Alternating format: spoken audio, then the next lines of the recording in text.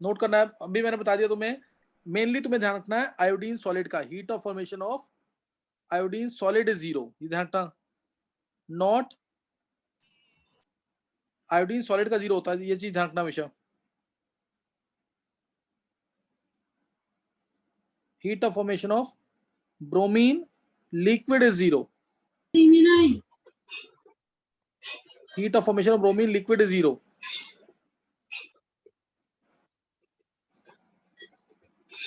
Heat of formation of bromine liquid का 0 होता है। Heat of formation of Cl2 gaseous is 0।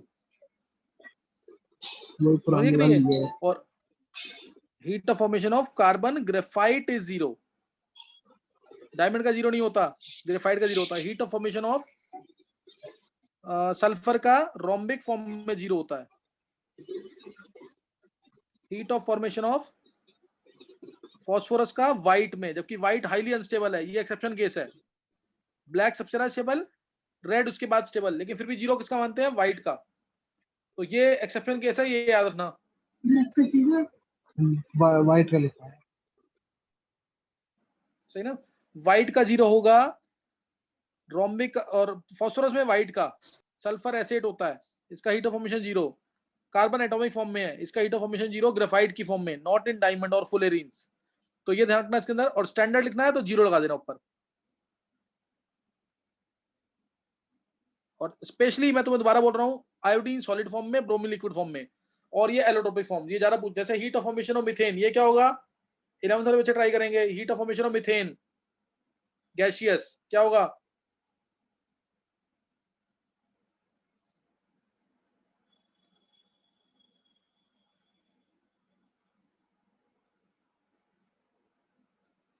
बोलो।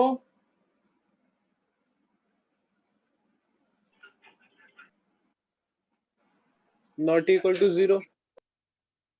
हाँ, कभी भी 0 नहीं होगा ये, सही ना? ये कभी भी 0 नहीं हो सकता, सही ना? ये कभी भी 0 नहीं होगा। क्यों? क्योंकि ये एलिमेंट्री फॉर्म में नहीं है, तो this is not equal to 0। Formation of methane, अगर मैं फॉर्मेशन कर रहा हूं मीथेन का, मीथेन गैसियस फॉर्म में, तो C लेना सॉलिड फॉर्म में और 2H2 गैसियस। ये है heat of formation of methane. मतलब इसकी कोई ना कोई वैल्यू होगी, जैसे डेल्टा एच होगा इसका, जैसे -300 किलोजूल पर मोल में, किलोजूल पर मोल में। समझे? हीट ऑफ फॉर्मेशन का मीनिंग समझ आ गया कि नहीं? हीट ऑफ फॉर्मेशन का मीनिंग समझ आ गया? Yes sir. हाँ, तो ये बहुत इंपॉर्टेंट चीज आई है, हीट ऑफ फॉर्मेशन का मीनिंग क्लियर होना चाहिए। एलोट्रोपिक फॉर्म में किसका 0 है, किसका 0 नहीं है, ये सब पता होना चाहिए इसके अंदर, सही ना? एलोट्रोपिक फॉर्म में किसका 0 है, किसको नहीं 0 है। अच्छा, एक चीज और नोट कर लेंगे यहाँ पे, फिर इसके बाद तीनों एक साथ लूंगा। Heat of formation, heat of combustion, heat of atomisation. Heat of atomisation ये भी नोट कर लेंगे।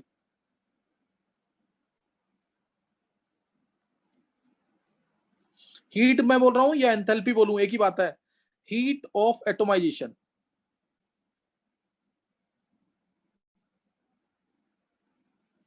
इसको डिनोट करते हैं, डेल्टा एच लिख दिया और ए लगा देना पहले।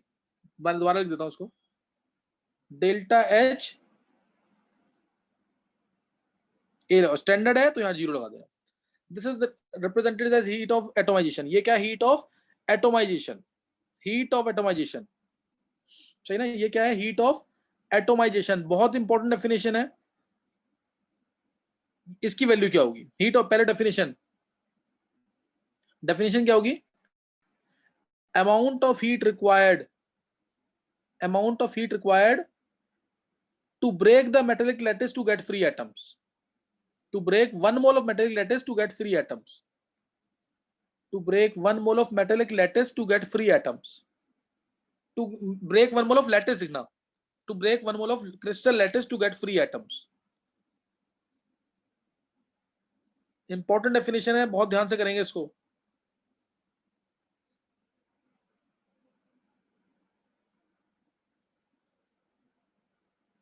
तो अब देखेंगे एग्जांपल लेके, एग्जांपल से और क्लियर होगा। जैसे मैंने बोला Na सॉलिड, Na सॉलिड से अगर मैं हीट ऑफ एटमाइजेशन रिप्रेजेंट करता हूं उसका, तो गैस बनाना हमेशा डेल्टा एच क्या आएगा इसका, ए लिख देना स्टैंडर्ड फॉर्म में, तो 0 लगा देना। दिस इज इक्वल टू 100 के आसपास कुछ होगा, 100 किलो जूल पर मोल, 110 के आसपास कुछ आता है, 110 किलो जूल पर मोल ये वैल्यू है। समझे कि नहीं? मैंने बोला ऐसे ही, मैं किसी का भी मैं बोलता हूँ, चाहे वो गैस फॉर्म में, लिक्विड फॉर्म में, हमें हमेशा कन्वर्ट किस में करना है, गैसियस फॉर्म में। हमें हमेशा किस में कन्वर्ट करना है, गैसियस फॉर्म में। समझे कि नहीं? ये गैसियस फॉर्म में कन्वर्ट करना है। मैंने बोला heat of formation of Cl, heat of atomization of Cl2, heat of atomization of Cl2, तो Cl2 गैस में ही होता है, इसको तोड़ना है, किससे लेके जाना है, 2Cl, एटॉमिक फॉर्म में और गैसियस फॉर्म में, एटॉमिक फॉर्म में और गैसियस फॉर्म में। डेल्टा जिसका मान लिया मैंने 300 के आसपास, delta H atomization 300 kilo joule per mole. समझे कि नहीं? वैल्यू याद नहीं करनी तुम्हें, मैं वैसे ही बता रहा हूं वैल्यूज। ऐसे ही मैंने बोला हीट ऑफ एटोमाइजेशन ऑफ से methane, heat of atomization of methane, तो गैस फॉर्म में होता है मिथेन, क्या मिलेगा इससे, C gaseous plus 4H gaseous, C gaseous plus 4H gaseous, 4 CH bond टूटे हैं, तो 1600 के आसपास की एनर्जी चाहिए होगी, क्योंकि बॉन्ड तोड़ने हैं। 1600 के आसपास की एनर्जी चाहिए होगी। ये पॉजिटिव है सब, एंडोथर्मिक प्रोसेस है, मतलब ये 1600 से ज्यादा ही होगा कुछ, सपोज 1700 के आसपास किलो जूल पर मोल में। ये तीनों टर्म्स क्या है, heat of atomisation standard form में, हीट ऑफ एटोमाइजेशन, ये तीनों टर्म्स क्या है, heat of atomisation. Clear? All the three terms are heat of atomisation. गलती नहीं करना बिल्कुल भी। समझ गए कि नहीं है? Yes sir. अच्छा, हीट ऑफ एटोमाइजेशन एक तरह से हीट ऑफ, इधर क्या है, हीट ऑफ डिसोसिएशन भी है ये क्या है, हीट ऑफ डिसोसिएशन, ये भी याद रखना, ये हीट ऑफ डिसोसिएशन भी है। क्लियर? Heat of dissociation. अब नोट करेंगे यहाँ पे, और इसी को यहाँ पे बॉन्ड एनर्जी भी कह सकते हैं पॉलीटॉमिक मॉलिक्यूल की। अब यहाँ से इंपॉर्टेंट लाइन नोट कर लेंगे, तुम्हें समझ आ गया होगा ये। अगर मान लो मोनोएटॉमिक है, मोनोएटॉमिक सब्सटेंस है, मोनोएटॉमिक सब्सटेंस है, तो हीट ऑफ एटोमाइजेशन क्या होगा उसका, हीट ऑफ सब्लिमेशन भी होगा। जैसे इस केस में मैं हीट ऑफ सब्लिमेशन भी, डेल्टा एच जो एटोमाइजेशन लिखा है, मैं इसको डेल्टा एच सब्लिमेशन भी बोलता हूँ। सॉलिड से डायरेक्टली गैस बन रहा है ना, तो इसको मैं डेल्टा एच सब्लिमेशन ऐसे लिखता हूँ मैं। ये बात समझाएगी नहीं, डेल्टा एच सब्लिमेशन, SUB लिखा है मैंने सब्लिमेशन का, ये होगा कि नहीं होगा, हीट ऑफ सब्लिमेशन भी होगा। This is also called as heat of sublimation. यानी सब्लिमेशन और एटोमाइजेशन एक ही बात है for monoatomic substance. For monoatomic substance heat of atomisation is equal to heat of sublimation, heat of sublimation. और diatomic substance के लिए, डायटोमिक सब्सटेंस के लिए हीट ऑफ एटोमाइजेशन जो होगा वो बॉन्ड एनर्जी भी होगा। वो क्या होगा, बॉन्ड एनर्जी, ऐसे लिख दो बॉन्ड एनर्जी। ये बॉन्ड एनर्जी Cl2 की भी है। This is also called as bond energy of Cl2। Represent करना है इसको, तो डेल्टा एच लिखा है यहाँ पे, बॉन्ड लिख देना बीच में और 0 लगा देना, या 0 यानी standard. For diatomic substance it can also be referred as bond energy, diatomic के लिए बॉन्ड एनर्जी। और पॉलीटोमिक जो लिया मैंने तीसरा केस, मोनोटोमिक लिया पहले, फिर डायटोमिक लिया, अब ले रहा हूं मैं पॉलीटोमिक। पॉलीटोमिक के केस में it is energy required to break all the bonds to get free atoms. मतलब मेन क्या है, तुम्हारा आंसर क्या होना चाहिए, गैसियस और एटम मिलना चाहिए, गैसियस और एटम, गैसियस और एटम, एक मोल का सब्सटेंस को तोड़ने से क्या मिलना चाहिए, गैसियस और एटम। क्लियर? गैसियस और एटम मिलने चाहिए, ये दिमाग में रखना तुम्हें। फॉर ए पॉलीटोमिक मॉलिक्यूल, ये पॉलीटोमिक है क्योंकि इसमें 2 से ज्यादा एटम्स है। For a polyatomic molecule it is energy required to break all the bonds to get free atoms. It is energy required to break all the bonds to get free atoms, to get free gaseous atoms. ये पॉलीटोमिक के case में, ये किस case में, पॉलीटोमिक के case में सारे bond तोड़ना है और गैसियस फॉर्म में लेके जाना है। तो तुम्हें हीट ऑफ एटोमाइजेशन का मीनिंग क्लियर हो गया होगा यहाँ पे। Heat of atomisation, energy required to break the lattice to get free atom, free gaseous atoms, free gaseous atoms. सही ना? तो ये क्या है, ये क्या चीज है, heat of atomisation. This is called as heat of atomisation. Next note करेंगे टर्म यहाँ पे, ये थोड़ा सा टर्म मैं जल्दी बताऊंगा यहाँ पे। टर्म है हमारा, जैसे चलो एक बार वाटर का केस लेते हैं, उससे एक्सप्लेन कर देता हूँ। जैसे मैंने लिया H2O सॉलिड से H2O लिक्विड, ये एक तरह से हीट ऑफ फेस चेंज है। क्या है? हीट ऑफ फेस चेंज, जिसमें हीट ऑफ फ्यूजन भी आएगा, हीट ऑफ वेपराइजेशन भी आएगा, हीट ऑफ सब्लिमेशन भी आएगा। और वाटर से बेटर तो एग्जांपल हो नहीं सकता इसमें।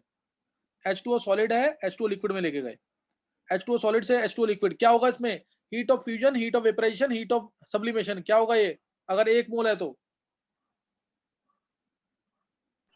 फ्यूजन। फ्यूजन। सॉलिड से लिक्विड बनाना मींस फ्यूजन। तो delta H fusion, delta H ऐसे लिख दिया, बीच में FUS फ्यूजन, और स्टैंडर्ड है तो 0 लगा दिया। स्टैंडर्ड तो क्या लगा दिया? 0। और ये वैल्यू अगर याद रखते हो वाटर के केस में तो याद भी कर लो। Delta H fusion, delta H fusion ice के केस में देते हैं 6 वैल्यू होती है, 6 किलो जूल पर मोल। ये एक बार मेडिकल के पेपर में आया था AMU में, और उसमें ना वैल्यू नहीं दी थी, इसके बिना क्वेश्चन ही नहीं हो सकता था। तो इसलिए वाटर के केस में याद कर लो values. Delta H fusion of ice is, ice solid होता है ना, आइस सॉलिड से लिक्विड बनाना, this is 6 kilo joule per mole. Water ice के केस में याद कर लो। सेकंड, H2O लिक्विड अगर है, H2O लिक्विड फॉर्म में है, और ये मैं ले जा रहा हूं वेपर्स की फॉर्म में, H2O वेपर्स की फॉर्म में या गैशियस फॉर्म में कह लो, तो डेल्टा H वेपराइजेशन क्या, डेल्टा H आगे थोड़ा सा लिखना, और VAP लिख देंगे वेपराइजेशन, स्टैंडर्ड है तो 0 लगा देंगे। तो ये कितना होगा? 40.8 वैल्यू। ये भी याद होगी तो अच्छी बात है, नहीं तो रहने देना बेशक। 40.8 kilo joule per mole. Delta H vaporisation of water, delta H vaporisation of water.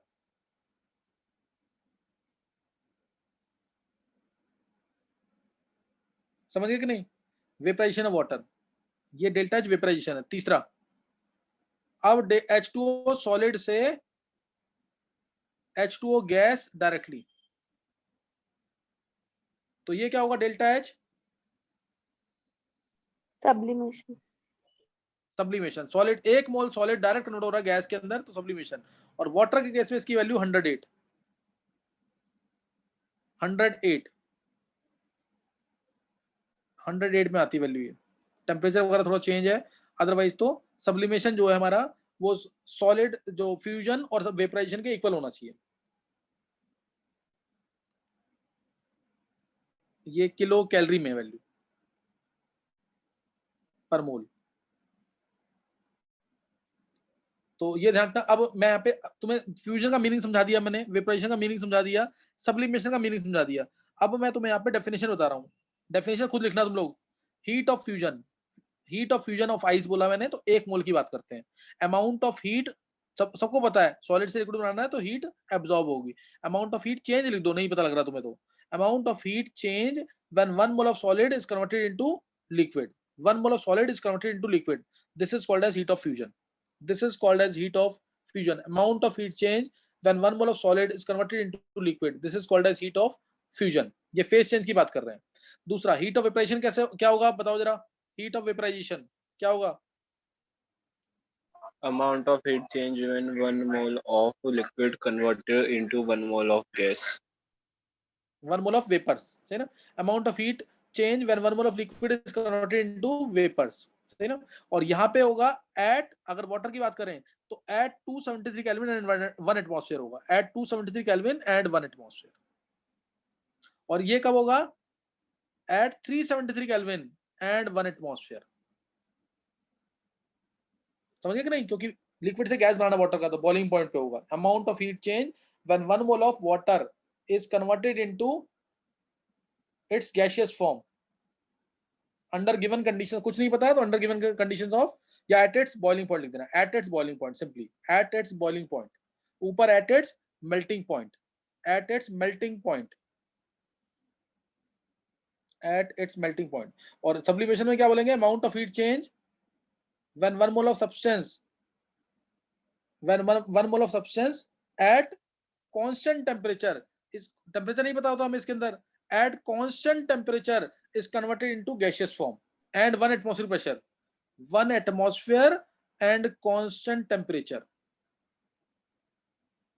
1 atmosphere and constant temperature, this is called as heat of sublimation, heat of sublimation. So क्या तो Clear फिर note? बताना। Heat of, when 1 mole of solid is converted into a gaseous form, 1 mole of solid is converted into gaseous form at constant temperature and 1 atmospheric pressure. At constant temperature and 1 atmospheric pressure. समझ गए सारी definitions?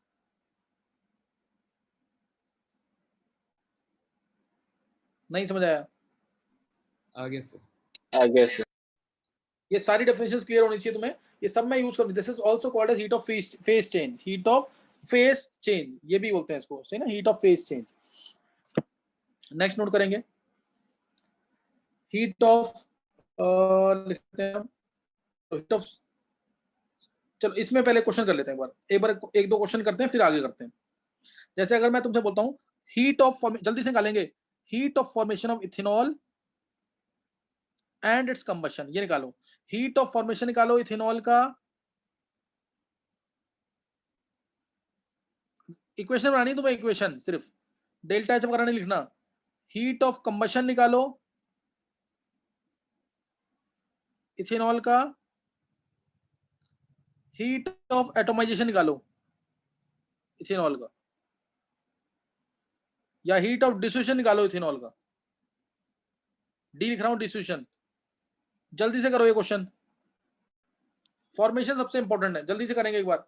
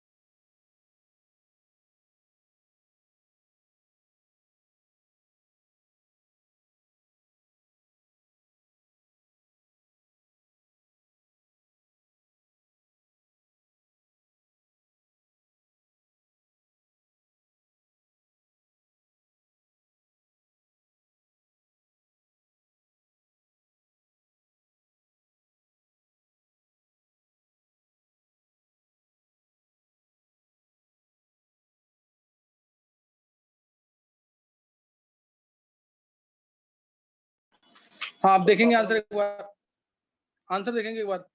Heat of formation of ethanol, देखो इसका किसका सही हुआ है।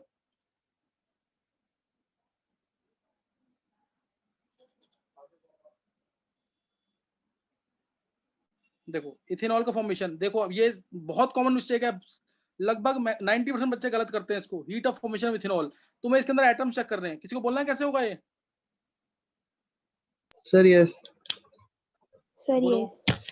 Sir हाँ सर बोल रहा है? 2C+3H। सर वंश। वंश अभी तू रुक जा, वंश 11 साल बच्चे को उठाएगा ना, छोटी चीजें हैं ये थोड़ी। हाँ और कौन बोले? 11 साल बच्चे में से कौन बोलेगा? सर कशिश। सर बोलो रितिका। कशिश। 2C कशिश बोलो। plus 2C plus 3H2 plus O। नहीं गलत है ये। रितिका तुम बोलो।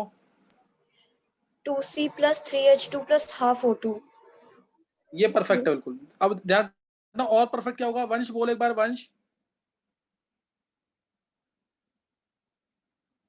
चलो देखो 2C solid plus 3H2 gas, अगर तुम्हें पता तो लिख दिया करो, प्लस हाफ O2, ये है heat of formation of ethanol. This is called as heat of formation of ethanol. ये गलती नहीं करना बिल्कुल भी, ये आगे जाकर बहुत ही क्वेश्चन यूज होगा। दूसरा मैं बता रहा हूं तुम्हें, heat of combustion of ethanol, combustion अगर है कंबशन तो क्या होगा? प्लस O2, क्या बनेगा इससे? 2CO2 plus 3H2O। 2CO2 gas में, 3H2O लिक्विड में, तो ये क्या आ जाएगा इससे? 4 ऑक्सीजन इधर, 3, 7 ऑक्सीजन है इधर, तो एक यहाँ पे यूज हो रहा है, तो 3 ऑक्सीजन आ जाएगा। ये होगा इसका हीट ऑफ कंबशन। गलती नहीं करना, इन्हीं में मिस्टेक होगी तो कोई सारा गलत हो जाएगा पूरा। ये क्वेश्चन बनाने आनी चाहिए सारी। तीसरा, एटमाइजेशन कौन बोलेगा? हीट ऑफ एटमाइजेशन, कोई भी बच्चा। Heat of atomisation of ethanol sir क्या रितिका। होगा? बोलो मुकुल। रितिका। सर सर बोलो 2C Ritika. 2C solid plus 6H gas plus O gas। चलो और कौन बोलेगा? सर 2C गैस हो चलो गया। देख लेंगे फिर अब। सब गैस होंगे बस, ये मैंने बता रखा है शुरू से। एटमाइजेशन मतलब सारे बॉन्ड तोड़ दिए, सारे बॉन्ड टूट गए तो किस फॉर्म में मिलेगा? गैसियस फॉर्म में। 2C gas plus 6H gas plus O gas. Ritika समझ आ गया? Yes sir. ये सब गैस फॉर्म में मिलेगा, ध्यान रखना, सब गैस फॉर्म में। ये ध्यान रखना, गलती नहीं करना इसमें। ये होता है हीट ऑफ एटमाइजेशन। तो ये तीनों इक्वेशन में न्यूमेरिकल्स में, बड़े बड़े न्यूमेरिकल्स में यूज करूंगा। ये गलत तो फिर क्वेश्चन ही गलत हो जाएगा पूरा। फॉर्मेशन, कंबशन, एटमाइजेशन, ये तीन यूज होते हैं सबसे ज्यादा।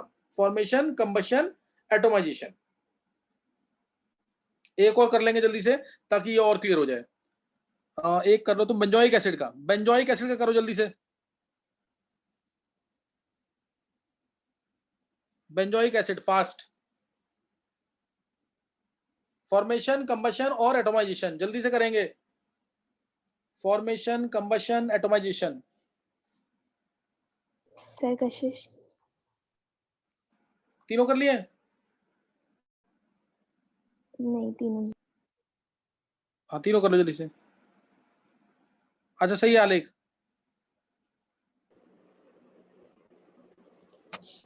चलो ये जल्दी से देख लेंगे इसको। यस सर हो गए तीनों। बोलो बोलो जल्दी। Sir formation 7C gas plus 3H2 gas plus O2 gas gives एक मिनट जाओ बस, एक मिनट C6H5। जाओ बस, एक मिनट बस, एक मिनट। हाँ अब बोलो 7C gas, 7C solid plus 3H2 gas plus O2 gas. समझ आ गया कि नहीं ये? Yes sir. चलो नेक्स्ट देखेंगे अब इसका कंबशन।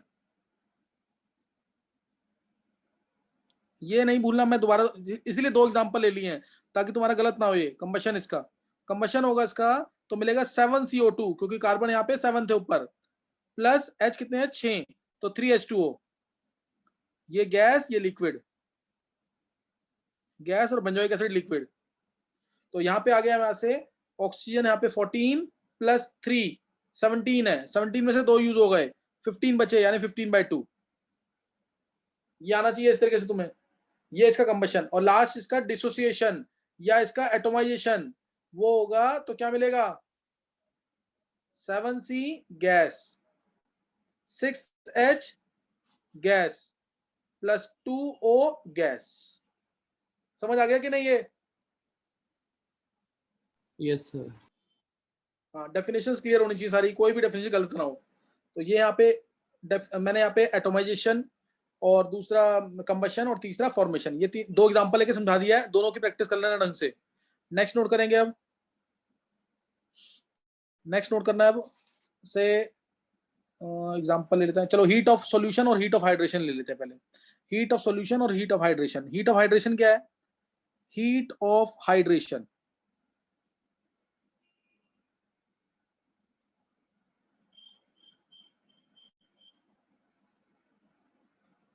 हीट ऑफ हाइड्रेशन क्या होता है? सो ना, हीट ऑफ हाइड्रेशन, एक मैं सबसे सिंपल एग्जांपल ले लेता हूं। जैसे मैंने लिया एनहाइड्रस कॉपर सल्फेट, इसमें डाला 5H2, तो ये हो गया हाइड्रेटेड फॉर्म में आ जाएगा ये, CuSO4.5H2, CuSO4.5H2। This is called as heat of hydration. Ionic compound है, तो इस तरह से अगर वाटर अटैच हो जाता है तो ये हीट ऑफ हाइड्रेशन है। और ऐसे ही NaCl, अगर मैं बात करूं, नमक की बात करूं, NaCl सॉलिड की, इसको मैं पानी में डालता हूं तो ये भी हाइड्रेशन होता है इसके अंदर। ये पहला एग्जांपल ज्यादा यूज होगा थर्मोडायनेमिक्स में। सेकंड एग्जांपल NaCl सॉलिड है, इसको हम इसलिए हीट ऑफ लैटिस भी बोल सकते हैं, क्योंकि इसको मैंने पानी में डाला अगर, तो ये Na+ गैसियस फॉर्म में आएगा और Cl- गैसियस फॉर्म में आएगा। इसीलिए इसको मैं ΔH हाइड्रेशन भी कह सकता हूं या ΔH लैटिस भी बोल सकता हूं। ध्यान रखना, इधर ΔH क्या होगा? लैटिस, और 0 लगा दूंगा तो स्टैंडर्ड। और यहां पे क्या बोलेंगे, दोनों टर्म यूज करते हैं इसके लिए, ΔH हाइड्रेशन, 0 लगा दिया तो स्टैंडर्ड। ये हाइड्रेशन HYD हाइड्रेशन, समझे कि नहीं? तो ये हाइड्रेशन का मतलब होता है, क्लियर? ये हाइड्रेशन का मीनिंग है। तो डेफिनेशन क्या होगी इसकी? एनर्जी क्या बोलेंगे? एनर्जी रिक्वायर्ड होती है इसमें, energy required to break 1 mole of ionic compound into its ions in there gaseous atom, अगर लैटिस वाली फॉर्म है तो, अगर लैटिस वाली फॉर्म है तो, यानी इस केस में energy required to break 1 mole of ionic compound into ions, into gaseous ions लिख देना। Energy required to break 1 mole of ionic compound into gaseous ions, energy required to break 1 mole of ionic compound into gaseous ions। और इस केस में क्या बोलेंगे? ऊपर वाले केस में Energy required to hydrate 1 mole of ionic compound. बस ये सिंपल सी डेफिनेशन बोल देंगे।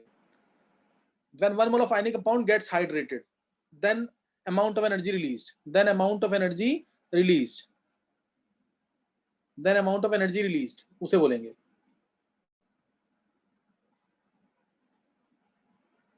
और इसी का ना, जैसे अगर ये गैसियस फॉर्म में मिले हैं, ये एक तरह से हाइड्रेट हो गए, एक्वा सॉल्यूशन में डाला मैंने इसको, ये आ गया Na+, ये भी hydration energy, Na+ aqueous form में, Cl- एक्वस फॉर्म में, Na+ एक्वस फॉर्म में और Cl- एक्वस फॉर्म में, तो ये हाइड्रेशन एनर्जी रिलीज होगी। अब जब ये Na+ हाइड्रेट होगा, Cl- हाइड्रेट होगा, तो हाइड्रेशन एनर्जी रिलीज होगी, और लगभग 800 के आसपास एनर्जी रिलीज होती है किलो जूल पर मोल में, इस केस में 800 के आसपास। मीनिंग समझ आ गया इसका? हाइड्रेशन का मीनिंग समझ आ गया? Yes, Lattice energy always positive, hydration energy is always negative. Lattice energy always positive, hydration energy is always negative.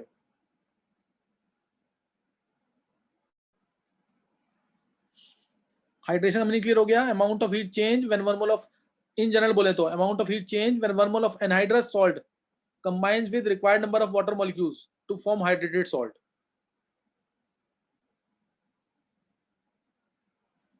To form hydrated salt. Next note करेंगे heat of solution. Heat of solution या enthalpy of solution.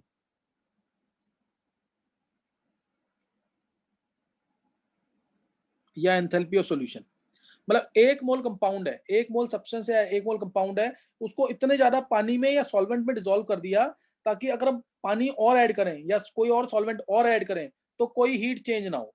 इसे बोलेंगे heat of solution. इसे क्या बोलेंगे? Heat of solution, सही ना? इसे क्या बोलेंगे? Heat of solution. तो इसमें लैटिस एनर्जी और हाइड्रेशन एनर्जी दोनों इन्वॉल्व हो जाएंगे। इसमें लैटिस एनर्जी और हाइड्रेशन एनर्जी दोनों इन्वॉल्व हो जाएंगे, जैसे मैंने पीछे बताया ना अभी तुम्हें, ये वाली चीज,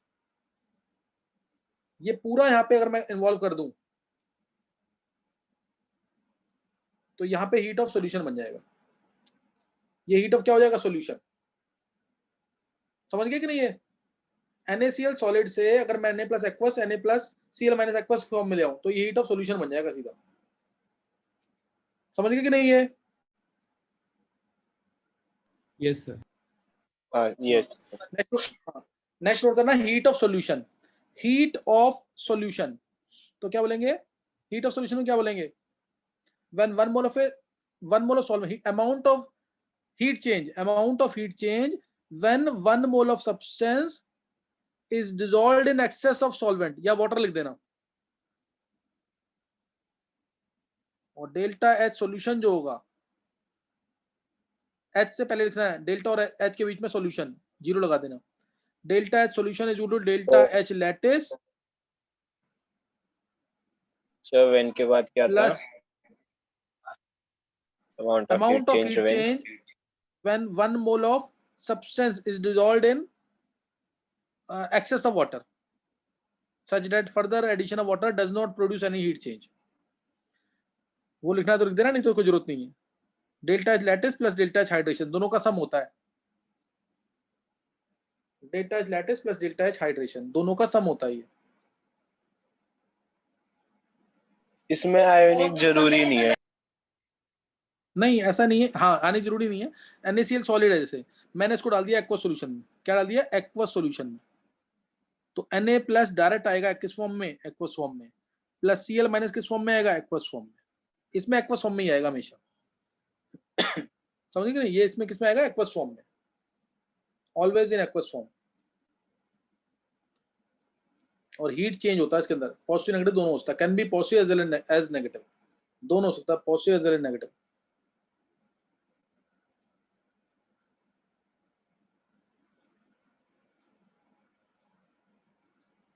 सही ना?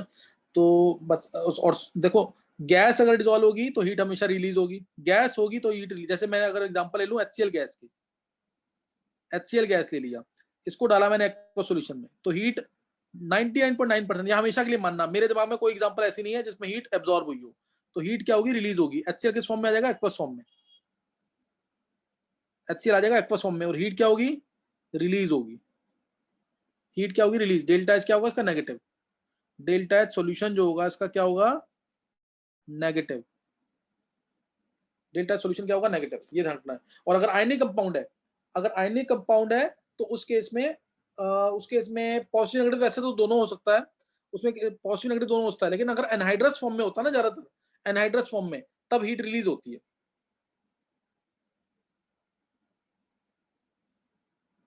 जैसे एक एग्जांपल ले रहा हूं मैं, CuSO4 सॉलिड है, ध्यान देना, ये एक इंपॉर्टेंट क्वेश्चन ही बना देता हूं मैं यहाँ पे।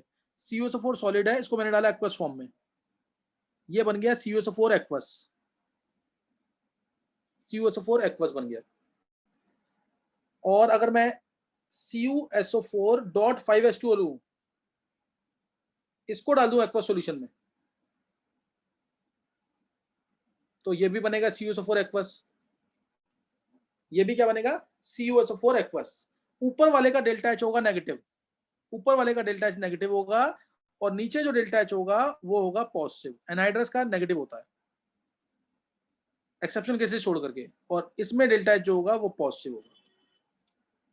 तो ये क्वेश्चन आता है, ये क्वेश्चन मैं क्वेश्चन की फॉर्म में दे रहा हूं तुम्हें। अब तुम्हें क्वेश्चन ऐसे गिवन है, heat of solution of copper sulphate solid and CuSO4.5H2O solid. Note कर लेना एक बार ये जल्दी से। Heat of formation of copper sulphate solid and hydrated copper sulphate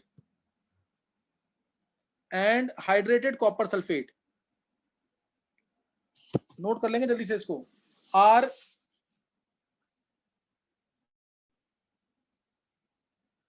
से -10 and 12 किलोजूल पर मोल, -10 and 12 किलोजूल पर मोल,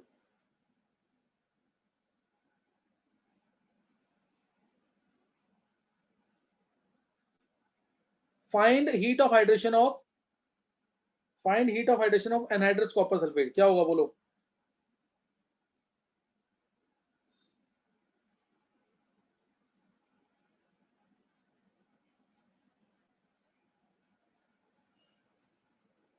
बोलो जल्दी से आंसर।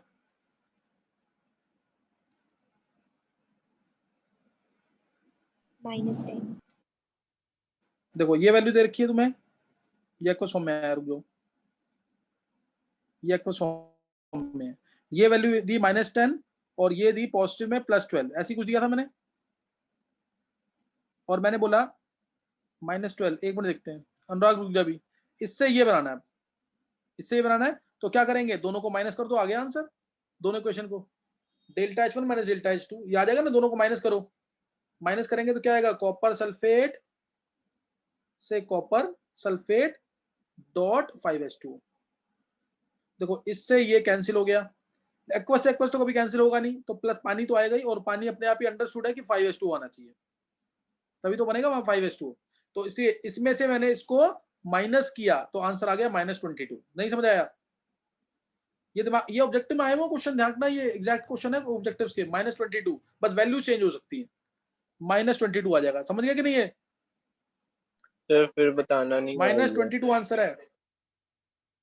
एक क्वेश्चन और देखेंगे जल्दी से, फिर आ जाएगा समझ। मान लो, जल्दी से नोट करना, टाइम हो जाएगा अभी। हीट ऑफ सॉल्यूशन दे रखा है BaCl2 सॉलिड का, ये दे रखा है सपोज -15, और हीट ऑफ सॉल्यूशन दे रखा है BaCl2 हाइड्रेटेड का, BaCl2 हाइड्रेटेड यानी .2H2 होगा, ये दे रखा है तुम्हें +10, ये पॉजिटिव होगा, नेगेटिव पॉजिटिव भी याद रखना, किलोजूल पर मोल में। तुम्हें निकालना है heat of hydration of anhydrous BaCl2 to hydrated BaCl2, बताओ क्या होगा, ये निकालना तुम्हें, क्या होगा ये, जल्दी से करेंगे, 1 मिनट का टाइम है। आंसर बोलो इसका फास्ट, सब एक तरीका सिखा दिया, उसी तरीके से आंसर निकलेगा। -25 हीट ऑफ, बहुत अच्छे वंश ने निकाला है सर। हाँ, बहुत अच्छे वंश। देखो इसमें क्या आएगा, BaCl2 सॉलिड प्लस एक्वस, क्या बन जाएगा, BaCl2 एक्वस, और ΔH दे रखा है इसका -15 सॉरी -15, और BaCl2 dot 5H2 dot 2H2 plus aqueous, BaCl2 aqueous बनाएगा ये भी, और इसका ΔH दे रखा है +10।